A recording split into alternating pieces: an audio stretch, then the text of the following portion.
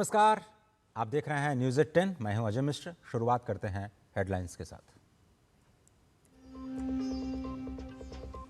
आज ही के दिन साल 2024 में तीसरी बार प्रधानमंत्री पद की शपथ लेकर नरेंद्र मोदी ने रचा था भारतीय राजनीति में नया इतिहास।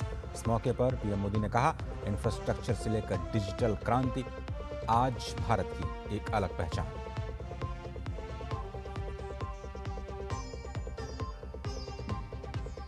आज जुड़ेगा देश के सीमा प्रबंधन के डिजिटल रूपांतरण में नया अध्याय।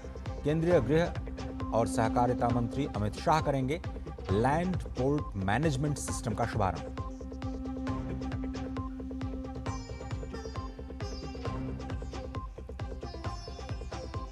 पश्चिम बंगाल में टीएमसी को फिर से लगा बड़ा झटका। करोड़ों की रंगदारी मामले में सब्यसाची दत्ता गिरफ्तार।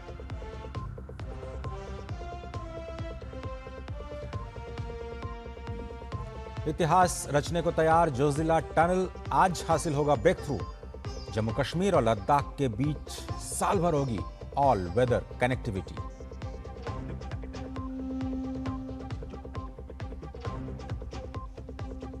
और प्रधानमंत्री सुरक्षित मातृत्व अभियान के 10 साल पूरे।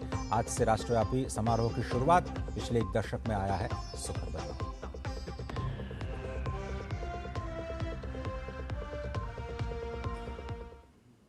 तो चलिए इन सभी खबरों को अब देखते हैं विस्तार से। आज ही के दिन साल 2024 में तीसरी बार प्रधानमंत्री पद की शपथ लेकर नरेंद्र मोदी ने भारतीय राजनीति में नया इतिहास रच दिया था। लगातार तीसरी बार जनता के भरोसे ने न सिर्फ एनडीए को सत्ता सौंपी, बल्कि प्रधानमंत्री मोदी की अगुवाई में विकसित भारत के संकल्प को नई रफ्तार दी।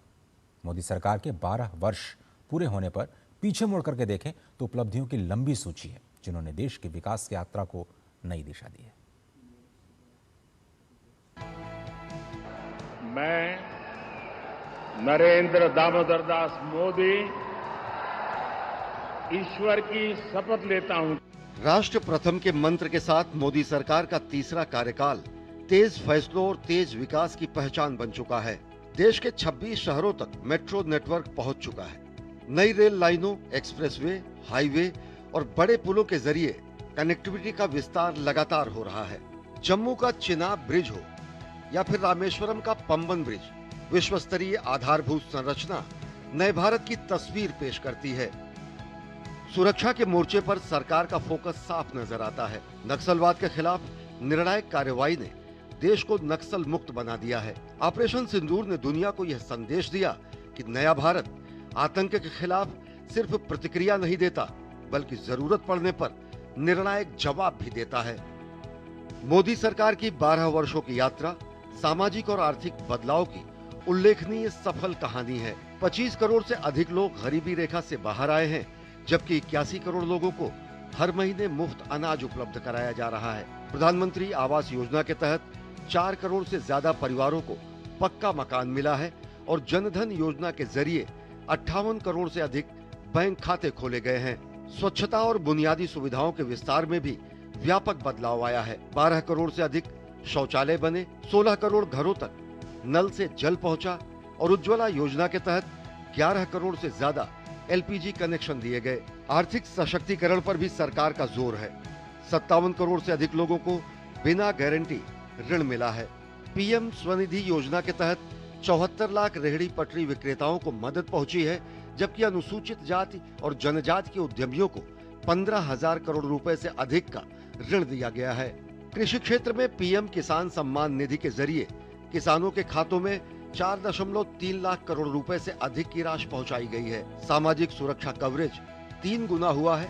रक्षा निर्यात रिकॉर्ड 38,400 करोड़ रुपए से ऊपर पहुंच चुका है। मध्यम वर्ग को राहत देते हुए आयकर छूट की सीमा बढ़ाकर 12,75,000 रुपए सालाना कर दी गई है। स्वास्थ्य क्षेत्र में आयुष्मान भारत दुनिया की सबसे बड़ी स्वास्थ्य सुरक्षा योजनाओं में शामिल है। इसके तहत 60 करोड़ लोगों को सालाना 5 लाख रुपए तक का मुफ्त स्वास्थ्य बीमा मिल रहा है और 70 वर्ष से अधिक आयु के सभी वरिष्ठ नागरिकों को भी इसके दायरे में लाया गया है।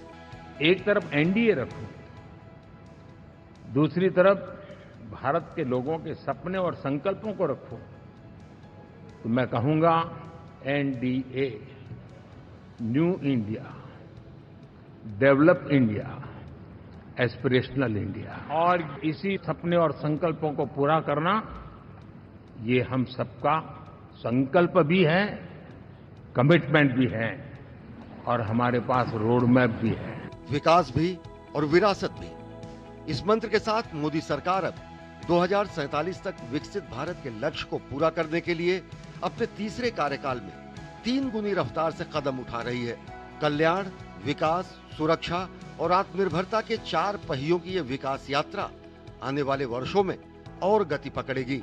शैलेंद्र मिश्र के साथ ब्यूरो रिपोर्ट, डीडी न्यूज। और इस अवसर पर प्रधानमंत्री नरेंद्र मोदी ने एक्स पर पोस्ट कर लिखा, नई कोट, हमारी सरकार के बीते 12 वर्ष विश्वास, विकास और जन कल्याण को समर्पित रहे हैं। 140 करोड़ देशवासियों के आशीर्वाद और राष्ट्र प्रथम की भावना से हमने युवाओं, महिलाओं और अपने किसान भाई बहनों को सशक्त बनाने में कोई कोर कसर नहीं छोड़ी है। यह हमारे अथक प्रयासों का ही परिणाम है कि इंफ्रास्ट्रक्चर से लेकर डिजिटल क्रांति तक आज देश को दुनिया भर में एक नई पहचान मिली। विकसित भारत के संकल्प को साकार करने के लिए हम सेवा, सुशासन और समृद्धि के इसी पथ पर निरंतर आगे बढ़ते रहेंगे। अनकोट।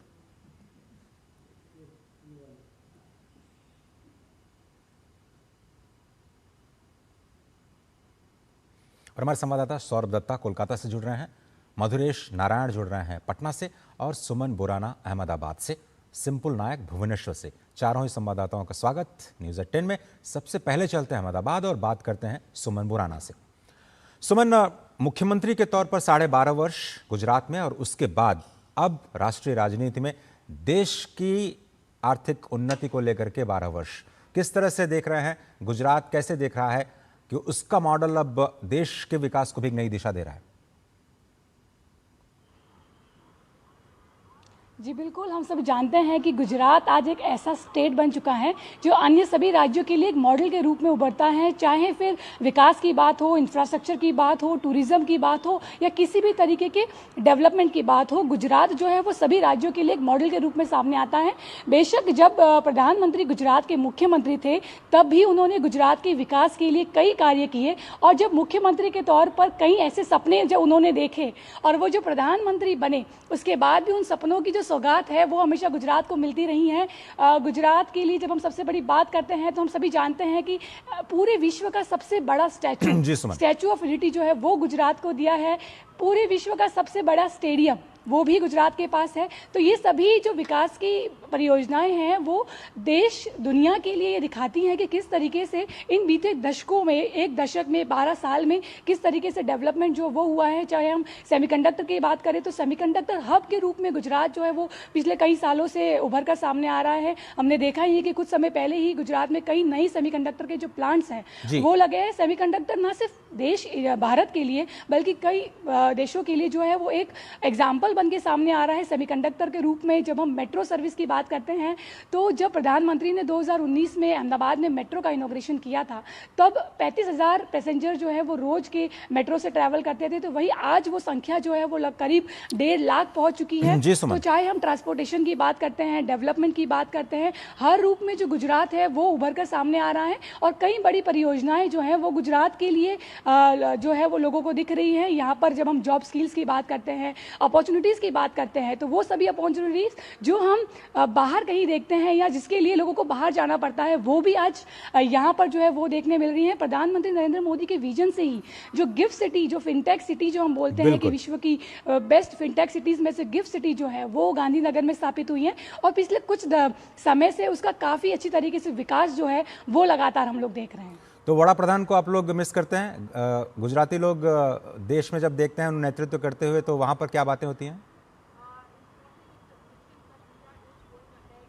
बिल्कुल, बड़ा प्रधान जो गुजराती के हैं वो ज़रूर सब लोग हमेशा मिस करते ही हैं, बट प्रधानमंत्री भी गुजरात से उतना ही लगाव रखते हैं। हम देखते हैं कि कई जब गुजरात में कई परियोजनाओं का शुभारंभ होता है, उद्घाटन होता है तो हर समय में प्रधानमंत्री गुजरात में आते हैं और वो जब भी गुजरात में आते हैं तो बिल्कुल यहाँ की जनता प्रधानमंत्री के तौर पर तो उन्हें देखती ही है, बट क्योंकि वो इतने साल यहाँ के मुख्यमंत्री रहे हैं, इतना लगाव जनता से उनका रहा है, तो आज भी जब वो लोगों के बीच जाते हैं तो वो एक अपनापन जो है वो गुजरात के लोगों को यहाँ पर देखने मिलता है। उन्हें बिल्कुल यही महसूस होता है कि ये वही हैं जिनके विजन के तहत आज गुजरात इस तरीके से प्रगति कर रहा है कि देश और दुनिया के लिए एक मॉडल के रूप में उभर रहा है। लोग गुजरात का नाम जो है वो हर जगह जगह पर लिया जाता है, तो हर चीज़ के लिए लोग प्रधानमंत्री को मिस तो करते ही हैं, लेकिन प्रधानमंत्री जब यहाँ आते हैं तब उनसे मिलकर बहुत ही उत्साहित और बहुत ही खुश फील करते हैं। लेकिन यहाँ पर जो गुजराती भाई हैं उनकी जो एंटरप्रेन्योरशिप है, उद्यमिता है, उसको भी एक बार जरूर नमन करना पड़ेगा कि वो किस तरह से राज्य को लेकर के गए और वो पूरे देश के बारे में जिस तरह से सोचते हैं उसकी एक झलक हम नेतृत्व के रूप में देख ही रहे हैं। लेकिन अब वो काशी के हो चुके हैं और अब हम थोड़ा सा रुख करते हैं पूरब का, क्योंकि प्रधानमंत्री ने कहा है कि भाई जब तक देश का पूर्वी क्षेत्र विकसित नहीं होता है तब तक आप भारत को विकसित नहीं बना सकते हैं। और पूरब से ही 3 संवाददाता जुड़ रहे हैं, सौरभ दत्ता कोलकाता से, मधुरेश नारायण पटना से और सिंपुल नायक भुवनेश्वर से। तो चलिए सबसे पहले बात कर लेते हैं मधुरेश नारायण आपसे। किस तरह से बिहार में आप देख रहे हैं कि बदलाव हुए हैं और जिस तरह से पहले बीमारू राज्य में बिहार का नाम सबसे पहले आता था, किस तरह से विकास की तस्वीर बदली है और एनडीए कैसे एक साथ मिलकर के विकास को बिहार को विकास की यात्रा पर ले गया है?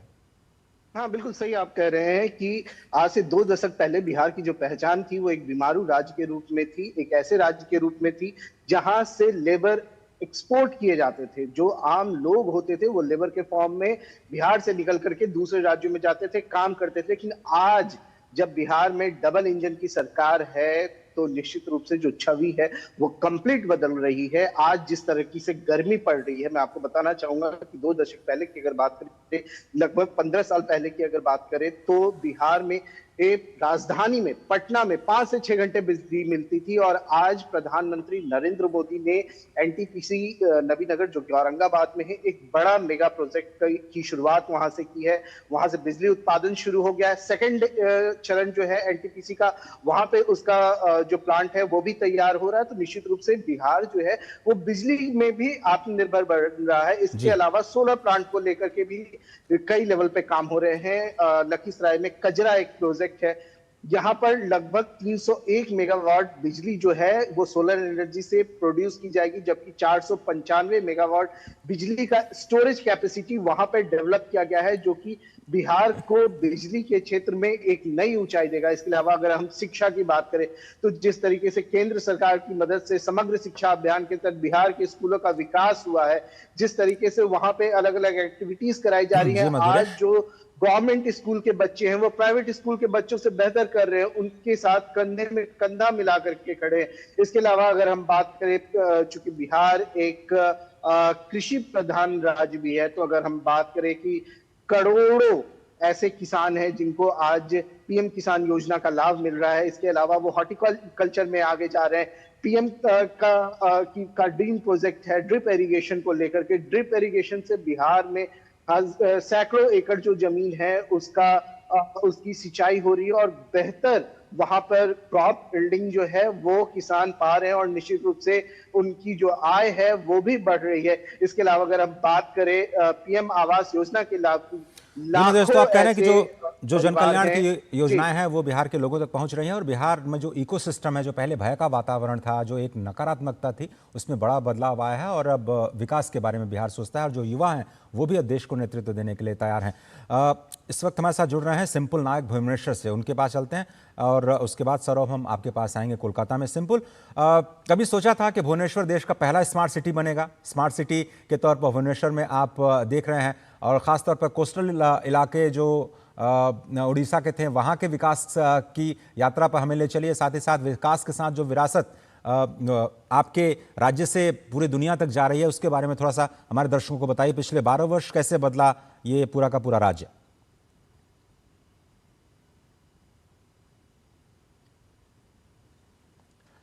सिंपुल, आपको मेरी आवाज आ रही है? मैं प्रयास करूंगा फिर से सिंपुल के पास आने के लिए। सौरभ, आपसे सवाल करते हैं। 15 वर्ष जरूर हमने देखे कि राज्य में दूसरे दल की सरकार रही है और क्या आपको लगता है कि बंगाल कहीं पीछे रह गया, बाकी राज्यों से पीछे रह गया, क्योंकि डबल इंजन जिसकी बात लगातार केंद्र में होती रही है, राजनीति का शिकार होना पड़ा बंगाल की जनता को? अजय जी देखिए, प्रधानमंत्री नरेंद्र मोदी जी का बंगाल से एक अपनापन है और ये आज से नहीं है, 2014 से, जब से 2014 का लोकसभा चुनाव, फिर 2019, फिर 2021 का विधानसभा चुनाव और अभी 2024 का लोकसभा और अभी 2026 का विधानसभा, इन सारे चुनावों में 2026 से पहले लगातार बंगाल की जनता के बंगाल का विकास कैसे होगा, इस पर प्रधानमंत्री नरेंद्र मोदी जी ने काम किया है। और वो बार बार कहते थे कि अगर भाजपा की सरकार बंगाल में होता तो आपके दोनों हाथों में लड्डू। 2026 से पहले वो हुआ नहीं, लेकिन विकास का काम बंगाल में थमा नहीं। आप इतने सारे मेट्रो प्रोजेक्ट देख लीजिए। एक प्रोजेक्ट जो पहला मेट्रो प्रोजेक्ट था दमदम से टालीगंज तक, वो मेट्रो प्रोजेक्ट जो 1972 साल में शुरू हुआ, बाकी 81 में चल पड़ा, काम शुरू हुआ था 72 में, तो 81 से जो 42 बरस में सिर्फ 28 किलोमीटर हुए थे, लेकिन फिर 2014 के बाद से तभी 46 किलोमीटर हो गया मेट्रो का प्रोजेक्ट का लाइन। नोआपाड़ा से दमदम एयरपोर्ट से नोआपाड़ा एस्प्लैनेड होकर लाइन जुड़ा। आप दूसरी तरफ राष्ट्रीय राजमार्ग देख लीजिए, राष्ट्रीय राजमार्गों की बहुत सारे विकास हुए, बड़ी बड़ी राष्ट्रीय राजमार्ग हुए, उसका जो 2 लेन था वो 4 लेन में कन्वर्ट किए गए। और अभी जब डबल इंजन की सरकार आई तो संकल्प पत्र में जो बात कही गई थी, एक के बाद एक उसको लागू करना शुरू हो गया। पहली कैबिनेट में आयुष्मान भारत जुड़ गया, कल ही आयुष्मान भारत का MOU साइन हो गया है। अन्नपूर्णा योजना, उसमें 50 लाख महिलाओं के अकाउंट में 3000 रुपया पहुँच गया है पिछले हफ्ते ही। फिर आप देखिए कि बसों में, सरकारी बसों में महिलाओं के लिए फ्री बस राइड, वो भी चालू हो गया जो उन्होंने कहा था। और अभी सरकार का 30 दिन नहीं हुआ। कानूनी व्यवस्था में प्रधानमंत्री नरेंद्र मोदी जी ने बार बार कहा है बंगाल की जनता को कि ना खाऊंगा ना खाने दूंगा, 0 टॉलरेंस टू करप्शन। और उसके चलते देखा जा रहा है कि एक के बाद सबकी ऑडिट हो रहा है कि क्या कहाँ गड़बड़ हुआ था। उसी के चलते लक्ष्मी भंडार में देखा गया कि 3 लाख पुरुष लाभार्थी है, 27 लाख ऐसे लाभार्थी है जिनका वोटर लिस्ट में नाम नहीं है। और जो सारे करप्शन है, पुलिस जो है वो लॉ एंड ऑर्डर के हिसाब से काम करते, एक के बाद एक जो TMC के नेता है जिनके पास करप्शन का आरोप है वो अरेस्ट हुआ है। कल रात ही सब्यसाची दत्त, विधाननगर कॉर्पोरेशन के भूतपूर्व मेयर, वो अरेस्ट हुए हैं। जो विधायक है वो अरेस्ट हुए हैं, उनके खिलाफ कार्रवाई किया गया। ये जनता का एक बड़ा सवाल था कि एक तो चोरी करते हैं, ऊपर से सीनाजोरी, पुलिस काम नहीं करती है। दूसरी तरफ आप देखिए तुष्टीकरण का राजनीति का खात्मा होगा। तुष्टीकरण का राजनीति के खात्मा के लिए रोड पर नमाज नहीं पढ़ा जाएगा। नमाज आप पढ़िए, जैसे सिस्टम मान के चलिए, ट्रैफिक को ब्लॉकेज मत करके चलिए, वो भी हुआ। चिंगरी घाटा का ब्लॉकेज का जो समस्या था वो समाधान हो गया, 1.5 साल से रुका हुआ था। सही बात है सौरभ, क्योंकि देश के विकास में सभी नागरिकों को अपना योगदान देना है। हाँ, बिल्कुल सही कह रहे हैं आप। और बंगाल को अब शायद विकास की नई यात्रा जो है अब उस पर जाना होगा। मधुरेश, आपका बहुत धन्यवाद वक्त देने के लिए। सुमन बोरा, आप हमारे साथ जुड़े अहमदाबाद से, आपका भी धन्यवाद। सिंपल से हम नायक से भुवनेश्वर से हमारे साथ जुड़ रहे थे, लेकिन उनसे हम संपर्क नहीं कर रहे। फिलहाल अगर हम उड़ीसा की बात करें तो उड़ीसा विकसित भारत के हम देश में बात करते हैं 2047, लेकिन उड़ीसा मान चुका है कि 2036 में ही वो विकसित उड़ीसा बना करके दिखाएगा और उस रास्ते पर भी वो चल चुका है। फिलहाल आप सभी संवाददाताओं का बहुत बहुत धन्यवाद।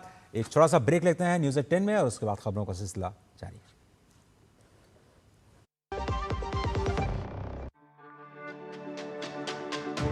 मेरी पसंद, मेरी पसंद, मेरी पसंद, मेरी पसंद, हमारी पसंद, हम सबकी पसंद। मजबूत देश का मजबूत सरिया हो गया स्टील। यार कैसे ले पाएंगे घर? नहीं, आज गर्मी बहुत है ना? यस, बहुत ही ज्यादा। पापा, घर खरीदने की प्लानिंग इज नॉट इजी। विनी, लॉन्ग टर्म सेविंग्स का बेस्ट प्लान बताना। LIC protection plus plan. LIC और सेविंग्स। यस, इसमें इंश्योरेंस और फंड्स दोनों में इन्वेस्ट करके गोल्स के हिसाब से सम अश्योर्ड एडजस्ट कर सकते हो। LIC protection plus plan, future insured, growth assured. स्वागत है आप सभी का। आप देख रहे हैं न्यूज़ 10। आगे बढ़ते हैं। केंद्रीय गृह और सहकारिता मंत्री अमित शाह आज नई दिल्ली में लैंड पोर्ट मैनेजमेंट सिस्टम का शुभारंभ करेंगे। ये पहला स्मार्ट बॉर्डर मैनेजमेंट के प्रति सरकार की दृढ़ प्रतिबद्धता को रेखांकित करता है। इसका उद्देश्य है अत्याधुनिक तकनीकी समाधानों के माध्यम से सीमा पार व्यापार और लोगों की आवाजाही को अधिक कुशल, पारदर्शी और सुरक्षित बनाना। इस अवसर पर गृह मंत्री डाकी और श्रीमंतपुर भूमि बंदरगाहों पर जो नए हितधारक आवास सुविधाएं बनी हैं उसका भी उद्घाटन करेंगे, जिससे सीमा सुरक्षा कर्मियों और जो दूसरे महत्वपूर्ण स्टेक होल्डर्स हैं उनके लिए जो बुनियादी ढांचागत सहयोग और भी अधिक सुदृढ़ होगा। LPMS का जो शुभारंभ है भारत की आधुनिक और तकनीक सक्षम स्मार्ट बॉर्डर मैनेजमेंट प्रणाली की दिशा में एक ऐतिहासिक कदम साबित होगा।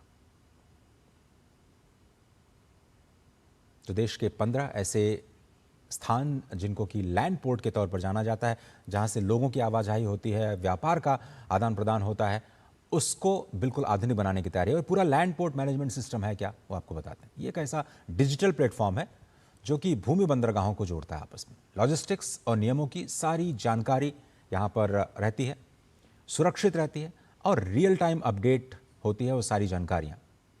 ये एक न्यूट्रल और ओपन प्लेटफॉर्म है जो कि सरकारी और निजी एजेंसियों को एक साथ जोड़ता है। जिस तरह से आपका UPI सिस्टम है, एक ऐसा डिजिटल पब्लिक इंफ्रास्ट्रक्चर एक बार फिर से हम अपने लैंड बॉर्डर मैनेजमेंट में इस्तेमाल करने जा रहे हैं। ये बिल्कुल सुरक्षित है, रियल टाइम इंफॉर्मेशन शेयर करता है, प्रक्रियाओं में जो देरी होती है उसमें कमी आएगी, कार्गो और यात्रियों के लिए ये वर्क फ्लो को और बेटर बनाएगा, ऑनलाइन भुगतान की जो सुविधा है वो और भी बेहतर होगी, ट्रैकिंग और सिंगल विंडो क्लियरेंस की सुविधा भी इसके तहत दी जाएगी। इसके साथ ही आइस गेट और यूलिप के साथ ये पूरा का पूरा सिस्टम जुड़ा हुआ है जो कि मिनिस्ट्री ऑफ कॉमर्स का प्रोजेक्ट है। मोटर व्हीकल सिस्टम के साथ भी ये सारा का सारा सिस्टम जुड़ा हुआ है। फर्जी तरीके से अगर कोई गाड़ियों के जरिए किसी सामान की या फिर लोगों की आवाजाही करने का प्रयास करता है तो तुरंत अलर्ट ये पूरा का पूरा सिस्टम कर देगा। कई डिजिटल सिस्टम के बीच इंटर ऑपरेटिबिलिटी है, व्यापार और सुगम होगा, तेज सीमा पार और बेहतर सेवा में मददगार साबित होगा और भारत की स्मार्ट बॉर्डर मैनेजमेंट प्रणाली को मजबूत बनाता है। आप देखें को ये पूरा का पूरा जो जितने 15 लैंड पोर्ट्स हैं उनके ज़रिए अगर आप कारोबार देखें तो हर वर्ष 28% की बढ़ोतरी देखी गई है।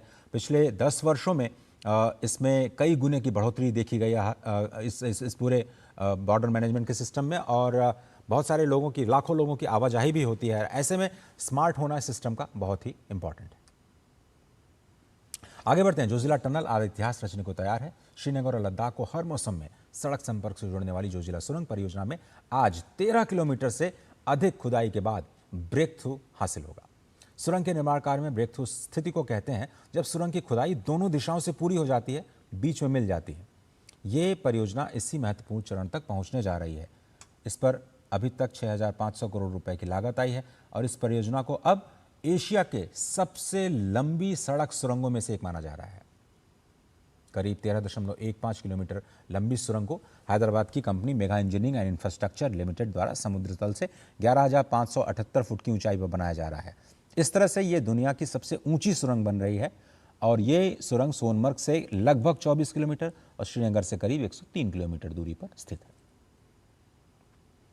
परियोजना पूरी होने के बाद ये श्रीनगर, द्रास, कारगिल और लेह के बीच पूरे साल सड़क का संपर्क सुनिश्चित करेगी, जिससे इस पूरे क्षेत्र में आवागमन, सप्लाई चेन मैनेजमेंट और जो रणनीतिक पहुंच है उसमें बहुत बड़ा सुधार होगा। सड़क परिवहन मंत्री नितिन गडकरी इस मौके पर इस कार्यक्रम में शामिल होंगे। एक और महत्वपूर्ण योजना प्रधानमंत्री सुरक्षित मातृत्व अभियान, उसके भी 10 वर्ष पूरे हो चुके हैं और इस उपलक्ष्य में स्वास्थ्य और परिवार कल्याण मंत्रालय आज से PMSMA इसके 10 वर्ष इसकी शुरुआत करने जा रहा है। ये एक दशक की देखभाल समारोह ये राष्ट्रव्यापी स्तर पर आरंभ किया जाएगा। ये प्रधानमंत्री सुरक्षित मातृत्व अभियान के सफल कार्यान्वयन के एक दशक को दिखाता है। इस पहल का मुख्य अभियान का जो उद्देश्य है वो है सुरक्षित गर्भावस्था और स्वस्थ मातृत्व सुनिश्चित करना। केंद्रीय स्वास्थ्य और परिवार कल्याण मंत्री जगत प्रकाश नड्डा उद्घाटन समारोह की अध्यक्षता करेंगे। इस आयोजन के अंतर्गत गर्भवती महिलाओं और उनके परिवारों को इस कार्यक्रम के तहत उपलब्ध किया जाएगा 9 जो सुनिश्चित निःशुल्क सेवाएं हैं उनके लाभ के लिए प्रोत्साहित करने पर और समय पर गुणवत्तापूर्ण प्रसव पूर्व देखभाल के महत्व को भी बढ़ावा देने के लिए केंद्र और राज्यों के साथ जागरूकता अभियान चलाया जाएगा और किसी भी संगठन, संस्था या समुदाय द्वारा लोगों तक सीधे पहुंचने के सुनियोजित प्रयास संबंधी आउटरीच गतिविधियां भी की जाएंगी। और प्रधानमंत्री सुरक्षित मातृत्व अभियान के उद्देश्यों की बात की जाए तो गर्भवती महिला की विशेषज्ञ द्वारा जांच करना, तीसरी या दूसरी तिमाही में कम से कम एक जांच कराना, प्रसव पूर्व देखभाल की गुणवत्ता को बढ़ाना, नियमित स्वास्थ्य निगरानी सुनिश्चित करना, उच्च जोखिम वाली गर्भावस्था की जल्द पहचान करना और गर्भावस्था संबंधी जटिलताओं को कम करना, साथ ही साथ प्रत्येक महिला के लिए जन्म योजना तैयार करना, आपात स्थितियों के लिए पहले से तैयारी और कुपोषित गर्भवती महिलाओं की पहचान कर मां और शिशु को स्वास्थ्य में सुधार लाना उसका उद्देश्य है। किशोरावस्था में स्वास्थ्य जागरूकता को बढ़ाना और प्रारंभिक गर्भावस्था पर बहुत ही स्पेशल फोकस देना इस पूरे अभियान का हिस्सा है।